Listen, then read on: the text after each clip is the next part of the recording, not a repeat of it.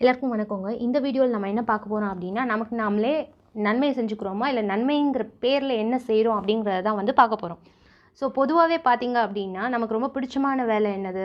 நமக்கு எல்லாருக்கும் ரொம்ப பிடிச்சமான வேலை அப்படின்னு சொல்லி பார்த்தீங்கன்னா சாப்பிட்றது தான். இப்போ கொஞ்சம் வந்து நம்ம என்ன பண்ணுவோம், ஏதாவது படம் பார்க்க போகிறோம்னு வச்சுக்கோங்க. அந்த பிரேக்கில் வந்து ஏதாவது ஸ்நாக்ஸ் சாப்பிடுவோம். இல்லைனா ஆல்ரெடி பிளான் பண்ணி வச்சுருப்போம். சாப்பிட்றதுல தான் நம்மளோட முழு ஈடுபாடும் போகும். ஸோ சாப்பிட்றது வந்து நமக்கு ரொம்ப பிடிச்சமான வேலை. அப்புறம் வந்து எந்த வேலையும் இல்லைன்னா என்ன பண்ணுவோம்னா, ஸ்நாக்ஸ் செய்வோம், சாப்பிடுவோம். ஸோ ஒரு ஐஸ்கிரீம், சண்டேனா ஐஸ்கிரீம் சாப்பிடுவோம். ஸோ இந்த மாதிரி நிறையா வந்து நமக்கு சாப்பாடு மேலேயே வந்துட்டு மோகமாக இருக்கும். ஆனால் நம்ம உடம்புக்கு அது தேவையா, இல்லை உடம்பு நமக்கு அது கேட்குதா அப்படிங்கிறதையும் வந்து இந்த இடத்துல வந்து நம்ம பார்க்கணும். வேலைக்கு சாப்பிட்றது அப்படிங்கிறது மட்டும் முக்கியம் இல்லை.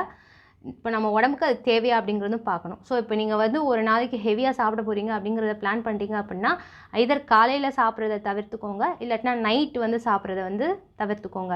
ஏன்னா மத்தியானம் சாப்பிட்டதே ஹெவியாக சாப்பிட்றீங்க அப்படின்னா அது ஜீரணமாகவே ரொம்ப நேரம் எடுக்கும். ஸோ ஏதாவது ஒரு வேளைக்கு நீங்கள் வந்துட்டு சாப்பிட தவிர்த்துக்கிட்டீங்க அப்படின்னா உங்களுடைய ஜீரணம் அதுக்கான இடைவெளி வந்து கொஞ்சம் தேவைப்படும். அது மட்டும் இல்லாமல் பசிக்குதா அப்படிங்கிறதையும் சேர்த்து பார்த்துக்கோங்க. இது ரொம்ப முக்கியமான ஒரு விஷயங்க. வேலைக்கு சாப்பிட்றது ரொம்ப முக்கியம் கிடையாது. நீங்கள் சாப்பிட்ற விஷயத்தை வந்து உங்கள் உடம்பு ஜீரணிக்குதா அப்படிங்கிறது பார்க்கணும். அதுக்கப்புறம் என்னன்னு சொல்லி பார்த்தீங்கன்னா, நம்ம எல்லாருமே இன்றைக்கி என்ன ஆகிட்டோம் அப்படின்னா, நமக்கு வேலை முடிகிறதுக்கு 7 மணி 8 மணி ஆயிடுது. அதுக்கப்புறம் வந்துட்டு ஒரு படம் பார்ப்போமே அப்படின்னு ஃபேமிலியோட படம் பார்க்குறது.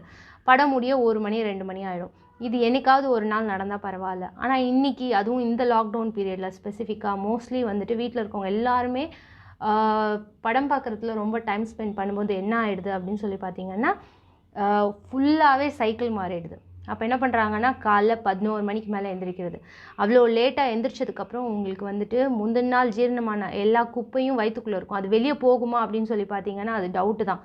எல்லாருமே வந்துட்டு நிஜமாவே பாடியை க்ளீன் பண்ணதுக்கப்புறம் தான் வந்துட்டு ப்ரஷ் பண்ணிட்டு அப்புறம் தான் காஃபி குடிக்கிறீங்களா இல்லை ஏதாவது சாப்பிட்றீங்களா அப்படிங்கிறத உங்களுக்கு நீங்களே கேட்டுக்கோங்க. ஸோ இந்த மாதிரி முறை இல்லாமல் நீங்கள் தூங்கி எந்திரிக்கும் போது நம்மளோட பாடி வந்துட்டு நேச்சரோட சிங்க்லேயே இருக்காது.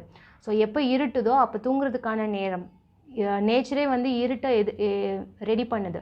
ஆனால் இன்றைக்கி வந்துட்டு மோஸ்ட்லி எல்லோரும் நைட் ஷிஃப்ட் அந்த மாதிரியெல்லாம் வேலை பார்க்குறாங்க. ஸோ அப்படிப்பட்ட உங்களுக்கு வந்துட்டு உங்களுக்கு அது பிடிச்சிருந்தா பரவாயில்ல. பட் வந்துட்டு இல்லைன்னா நீங்கள் அதுலேருந்து வெளியே வர்றதுக்கான வேறு வேலை ஏதாவது செய்கிறதுக்கான முயற்சிகளை எடுத்துக்கோங்க. பட் மோஸ்ட்லி முறை இல்லாமல் தூங்குறது வந்து உடம்பில் பல பிரச்சனைகளை ஏற்படுத்தும். நிச்சயமாக தூக்கத்தை வந்துட்டு விலை கொடுத்து வாங்கிட முடியாது.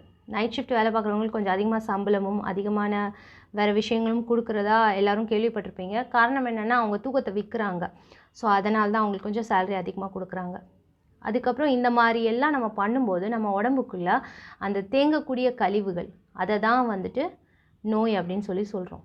ஸோ அப்படி உடம்புக்குள்ளே கழிவு தேங்கி அது வெளியே வராமல் இருக்கும்போது பார்த்திங்க அப்படின்னா அது வெளியாகாத நேரத்தில் தான் வந்துட்டு நீங்கள் சொல்லக்கூடிய நீங்கள் பேர் வைக்கக்கூடிய தினைக்கும் பேர் வைக்கக்கூடிய ஒரு புது நோய்க்கும் இதுதான் காரணம். அப்போ எதை நம்ம ஒழுங்காக கவனிக்கணும் அப்படின்னா, பசிக்குதா, பசிக்கும்போது நம்ம சாப்பிட்றோமா, தாகம் எடுக்கும்போது தண்ணி குடிக்கிறோமா, இது ரெண்டையும் நீங்கள் ரொம்ப கவனிச்சிங்க அப்படின்னா நம்ம இந்த டிசீஸில் இந்த நிம்மதியான வாழ்க்கைக்கு வந்துட்டு மாறலாம். ஸோ நம்ம மீண்டும் அடுத்த வீடியோவில் சந்திப்போம். நன்றி.